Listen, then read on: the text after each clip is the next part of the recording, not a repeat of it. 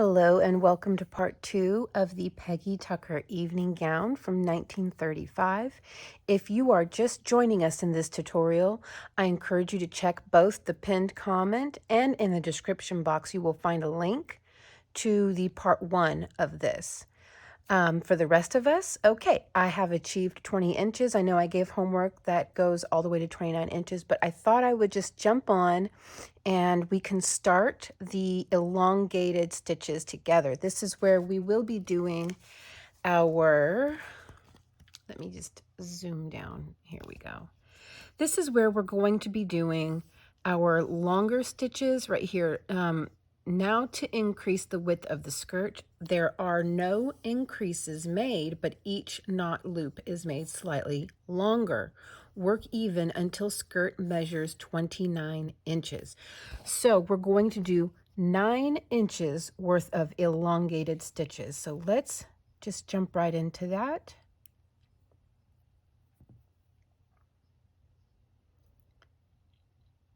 Okay.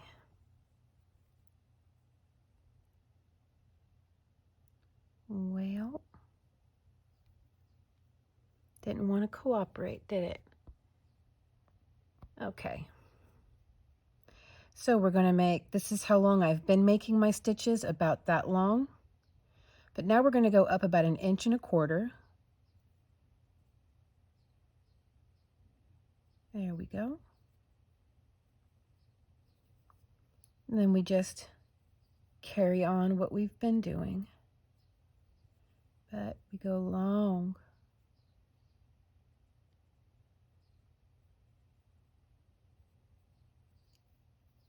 Okay. So continue doing this for 9 more inches, a total of 29 inches from beginning to end. And then come on back. And we will begin to work the flared portion right here. Okay, guys, I'll see you in a little bit.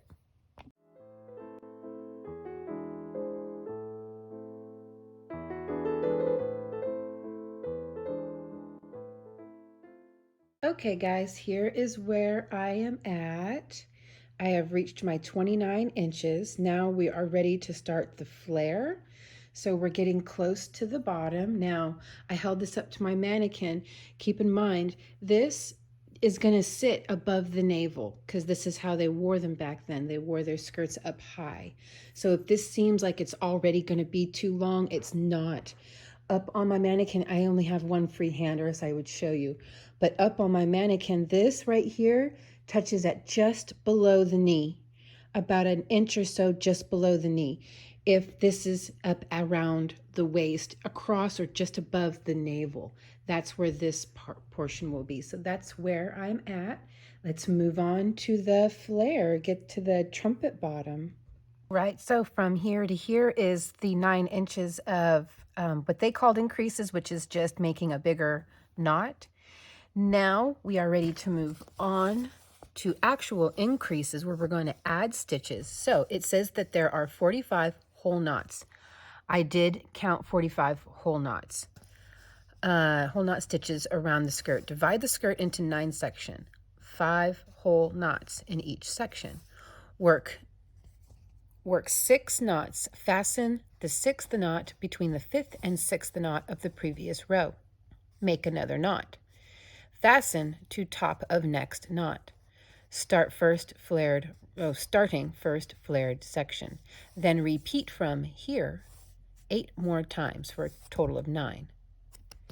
So before we move on to next row, let's tackle this first row. Okay, jumping on real quick. This next section that we're about to start, we're about to start the flares. Don't follow along right away. The reason I didn't edit this part out is because I want you guys to see the process of figuring out how to make these vintage patterns work when they don't offer a lot of explanatory detail. So eventually you can follow along whenever I do get it figured out correctly, but leaving in the figuring it out part so that one day you can come across a vintage pattern and confidently know that even if you don't understand it right off the bat, you can work it out. You can figure it out, keep playing around with it, understanding the stitch knowledge that you do have, and just try to apply it, understanding how to read patterns in general and trying to apply it to what they mean. So I left this part in so you can see how the hot dogs are made. Okay, here we go. First, so we have to section our work off. So get your stitch markers. Well, I don't want to put purple right next to purple. Okay. And we count. We'll count this as 1, 2, 3, 4, 5. In the 5th one, mark that off. And then we count, and I have some here. Here we go. 1, 2, 3, 4, 5.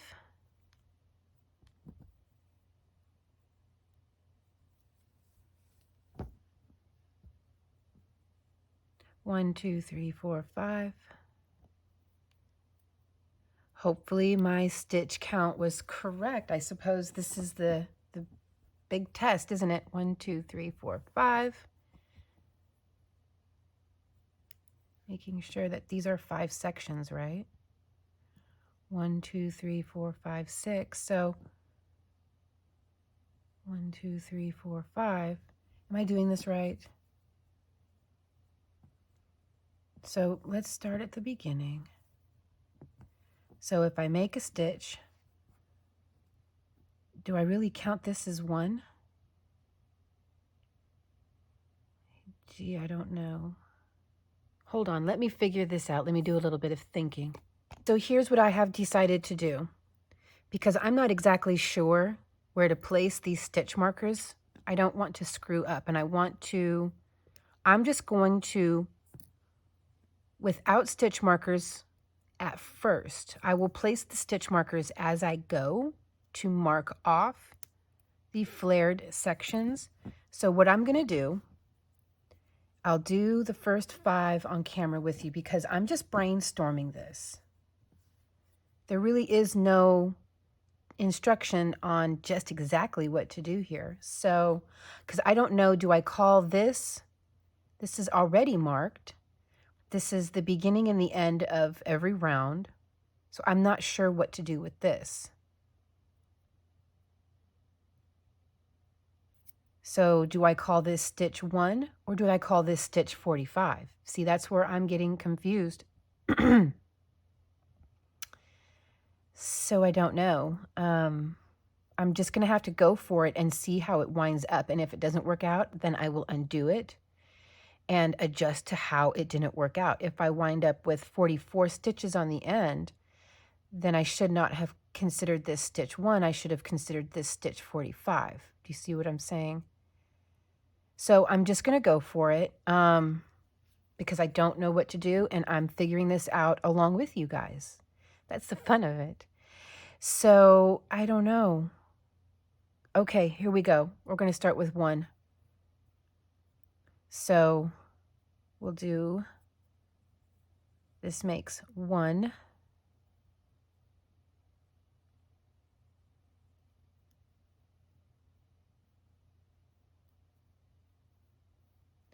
Then 2.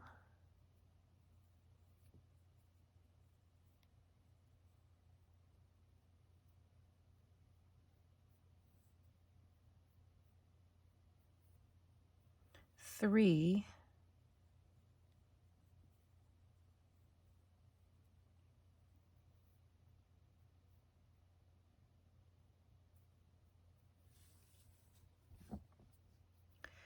4.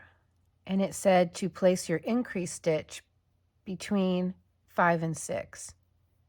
So this will be 5.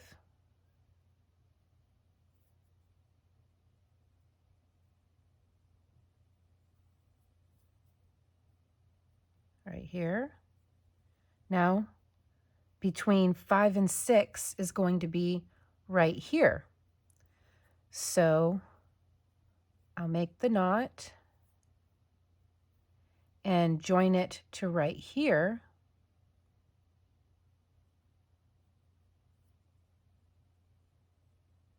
working 2 single crochet, then make another knot. Now this should be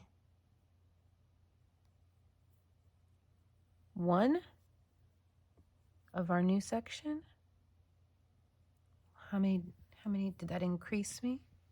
1, 2, 3, 4, 5, 6. So that did increase me. Now that's 6.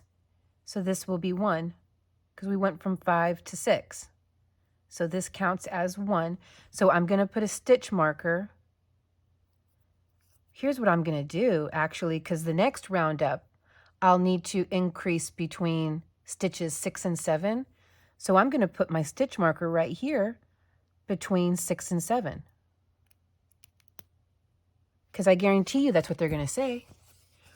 Yeah, now work 7 whole knots. Fasten 7th knot between 6th and 7th knot. So that's what I'm going to do. That is what I'm going to do, is put my stitch markers between the knots that I'm going to need to work in. So let me just work through this real quick off camera until I get to my next increase, and I'll show you what that looks like one more time. Should have mentioned, I'm no longer working the elongated stitches. I've dropped back down to the regular 1-inch pull on the Solomon knot. So that's why instead of working way up here and you seeing me do this, I have been, for these first several stitches here, I've just been working it like this because it does not instruct to continue working the increase knot. It does not instruct to continue to work that long knot. It just says 5 whole knots.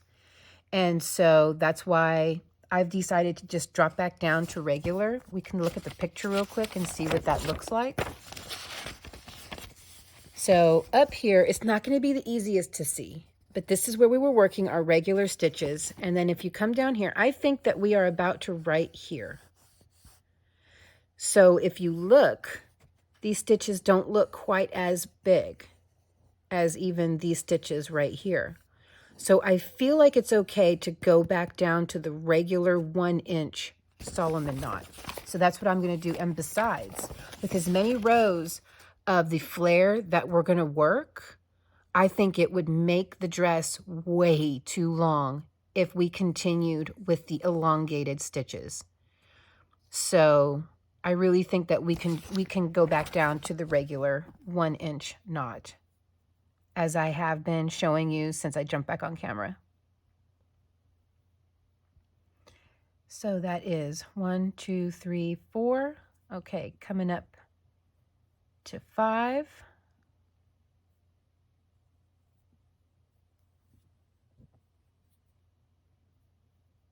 This will be the 5th one made.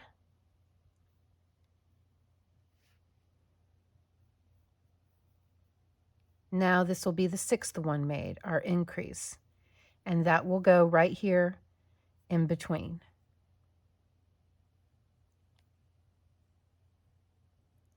All this yarn seems to like to do is split.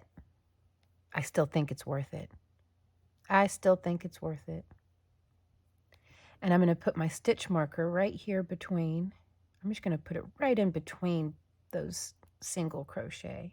Well, I guess I got it in the single crochet. Oh well. Oh well. Anyway, here we go.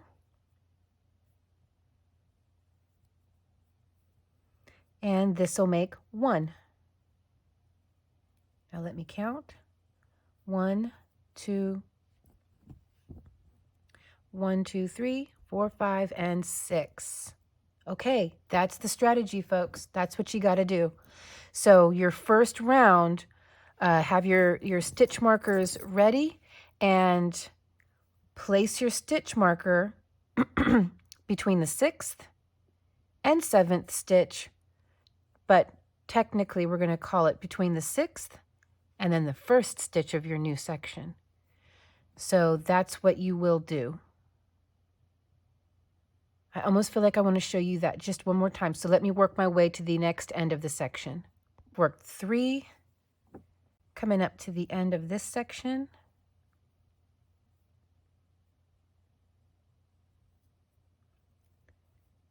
This is 4.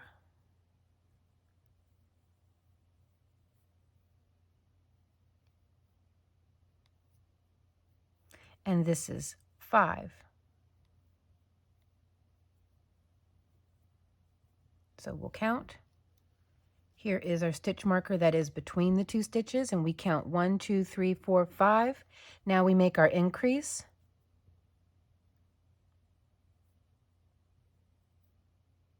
And that's going to go in between right here. So this will make 6. And it looks like we're going to increase every single round. Put my stitch marker in. And now we start 1. Let me make that just a little bit bigger. There we go. So now that is 1.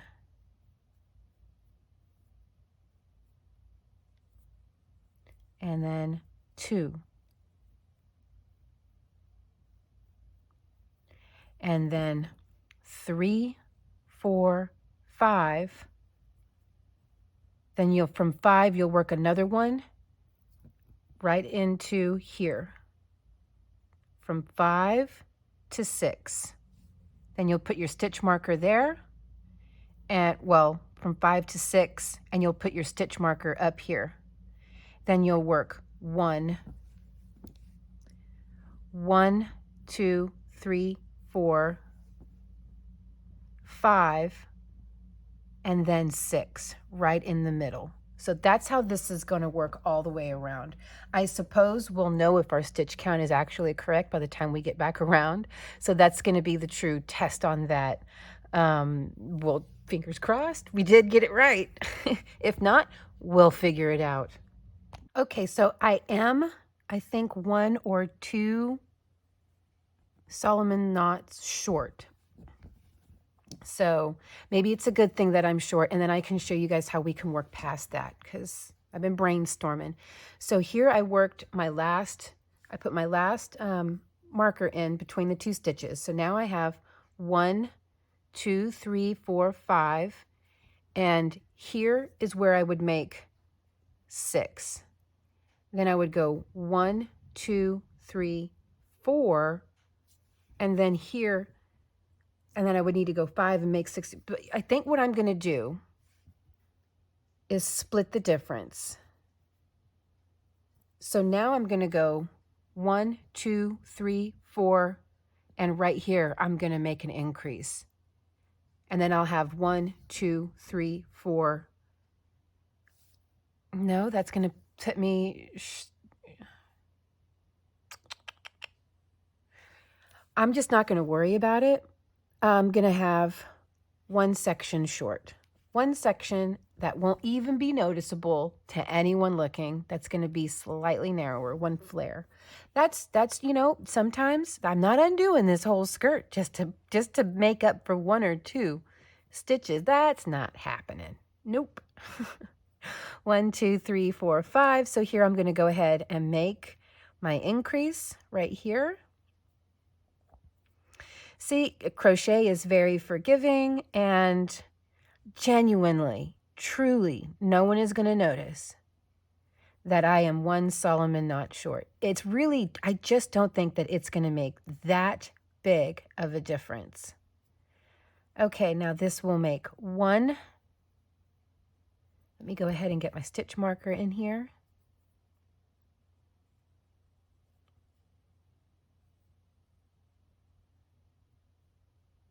There we go. And this will be 2.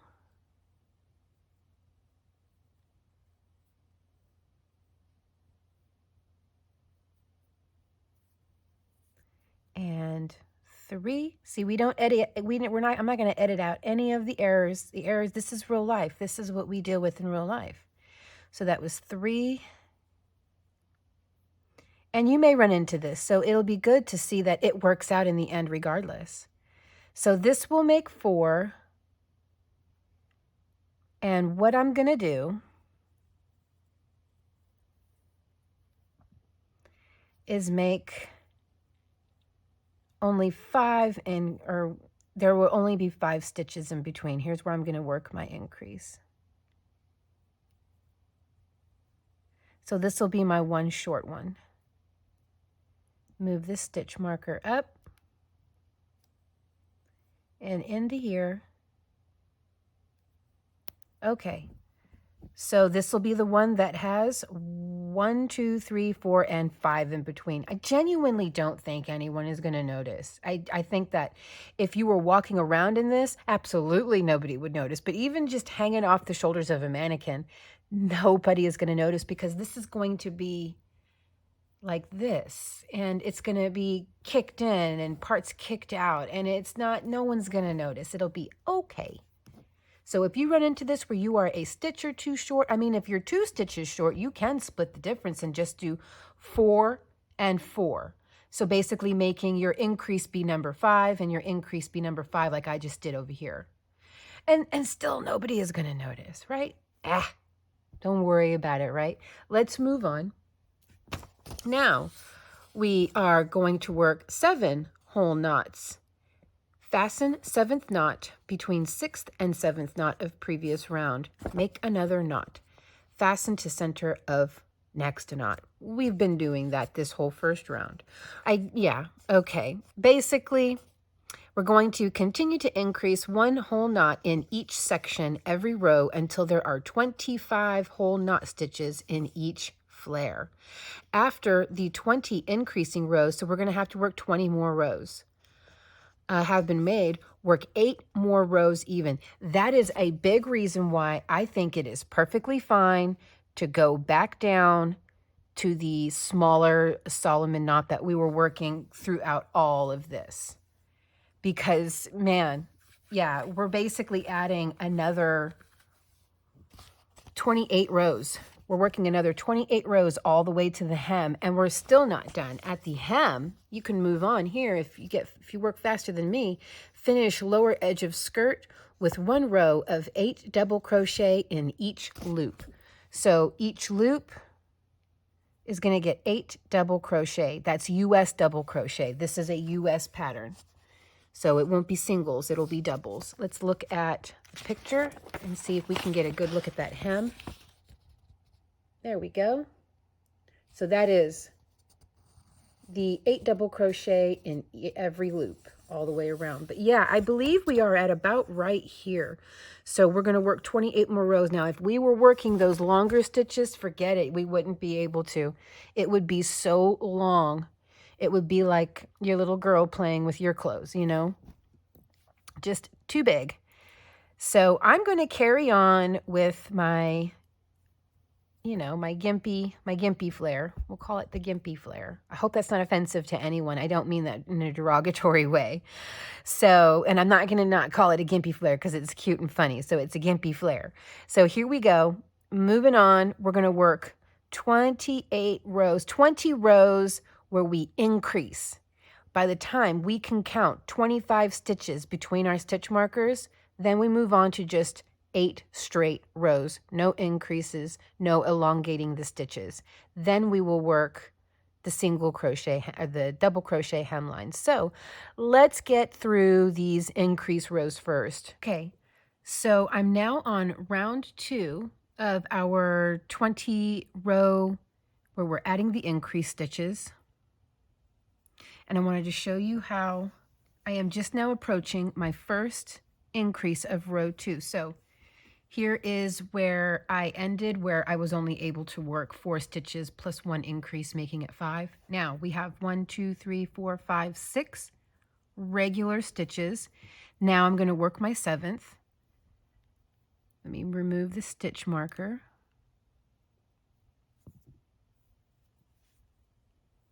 That way you get an idea of how this works out. And when I get to round 3, I'll do that at round 3 as well. So you can really get a good idea of how this is going to progress the rest of the way. There we go.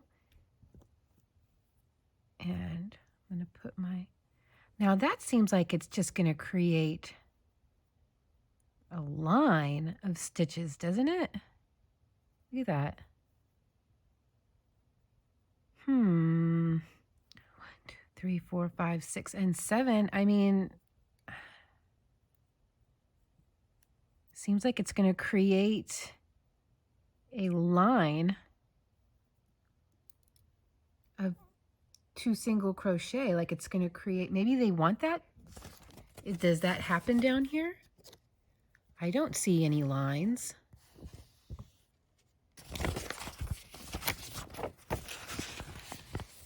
Do you see any lines? No. Maybe we're not seeing them. Maybe they're in the folds. Feels like we'd see them up here. I don't know about this now. Oh, golly. Because the stitch count is correct at this point. It's 100% correct. But we can't just keep working 2 single crochet into the same spot all the way forward, or else we are going to have lines unless we're supposed to have lines, but I don't see any lines. Let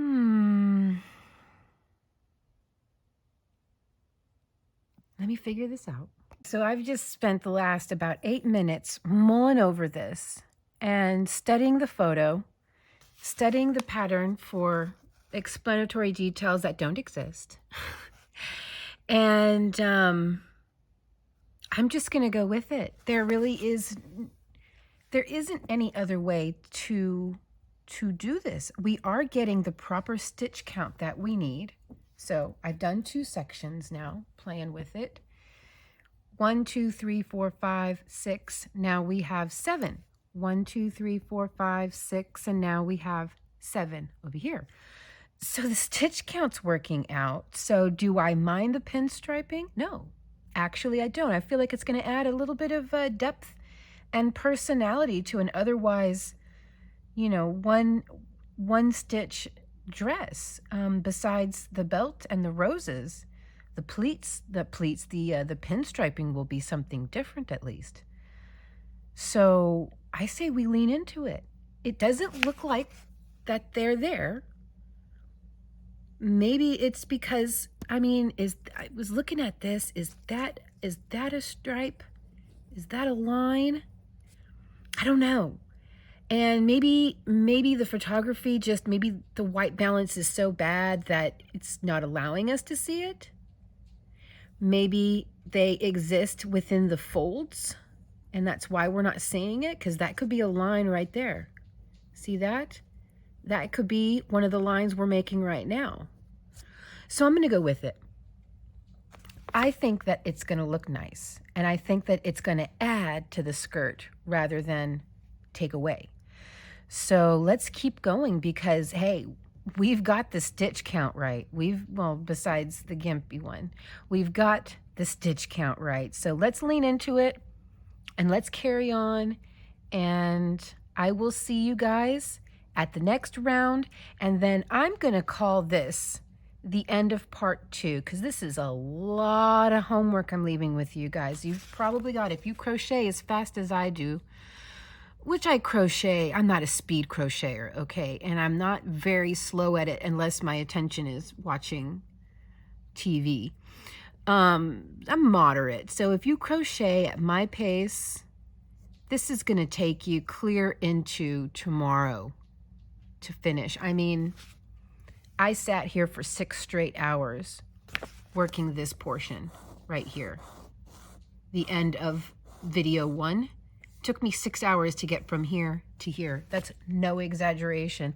I had to force myself to get up and stretch and walk around. I was starting to feel cross-eyed and zombied.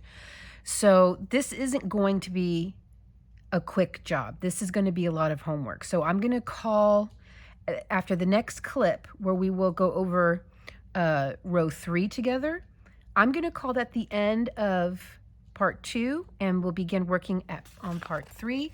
Part 3 will begin whenever we are ready to work this double crochet row down here at the bottom, because you guys, I was really clear with the instructions. We're working 20 rows of increases where we add an additional stitch.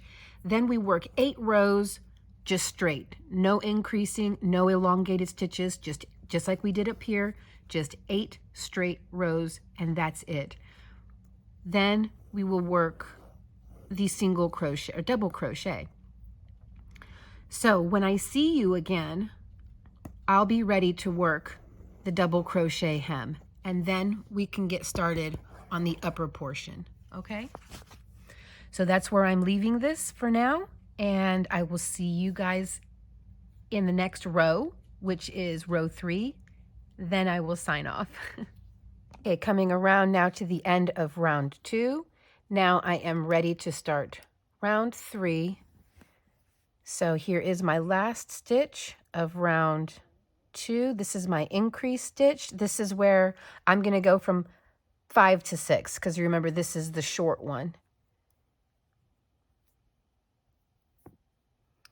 There we go. And dare I say, as these rows go, we probably don't even need the stitch markers anymore, because we'll be able to clearly see where our next stitch needs to go. And something I did when I jumped off last to make it easier for myself, since there are now stitch markers all around and we're still working in the round, and I still need to be able to see which is the beginning and which is the end of a row.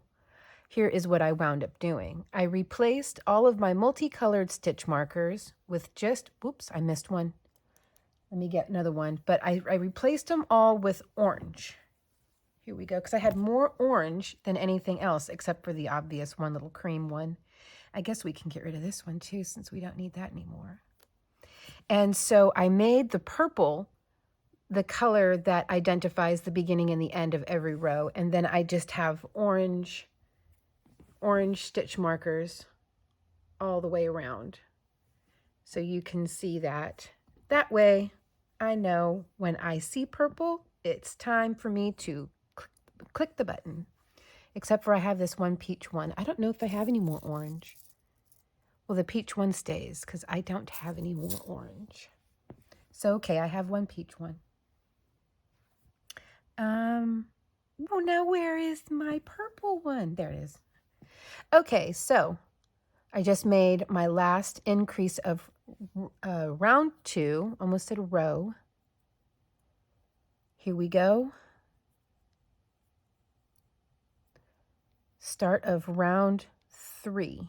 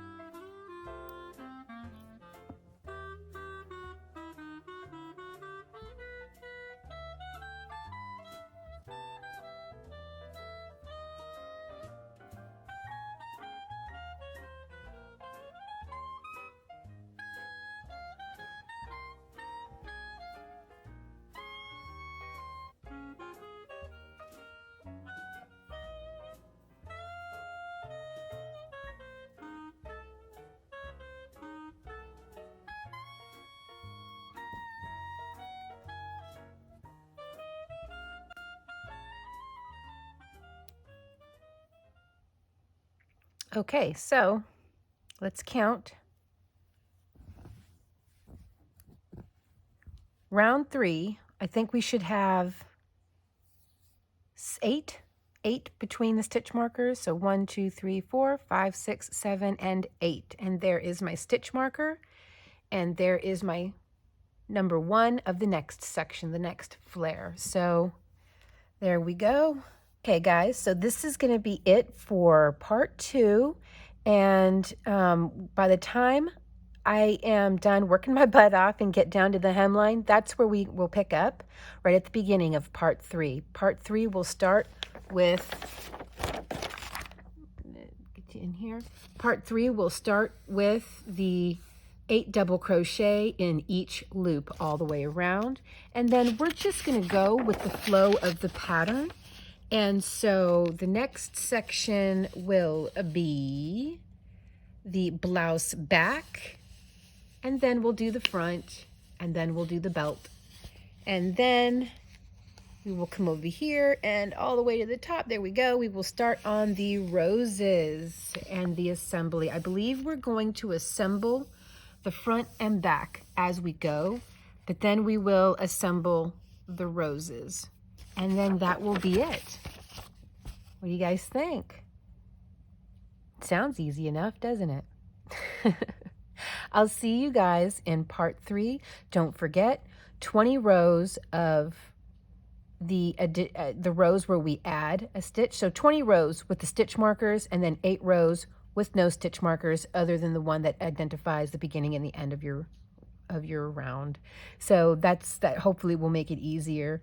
Or they also say by the time you have 25 stitches basically between the stitch markers, start your 8 straight rounds with no increases, no nothing. Okay, that's going to be the homework. I will see you guys in part 3. Love you lots. I'm so excited about this. Bye.